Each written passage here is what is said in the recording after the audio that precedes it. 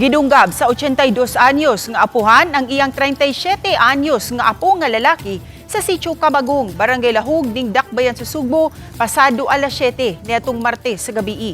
Nagkalalis ang apuhan kay nasuko ang apo nga dugay na ablihan ang pultahan. Gipasabot sa sospek nga medyo nadugay sanglit nagkaunsiya ni atong tungura ug sa pag-abli na niya sa pultahan, nagsigi na og yaw-yaw ang apo. Atol sa ilang panaglalis, mikuha ang apuhan sa kutsilyo ug gihuwat nga mobalik ang apo.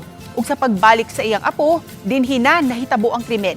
Nag-inilugay pa sila sa kutsilyo ug nabaslan siya sa apo sa pagdunggab nga misangkot sa pagkasamad sa kamot sa lolo. Ang biktima adunay samad usab sa iyang tiyan ug anaa karon sa tambalanan. Nasayran nga posibleng makagawas na ang tiguwang. Dili na mo pasaka og kaso ang iyang apo batok sa iyang lolo. Wa ko magdahog na naabot siya gakaon ko. Una kay laylay mo ang lamisa dire sa pultahan. Dili day ko kaabli na yon.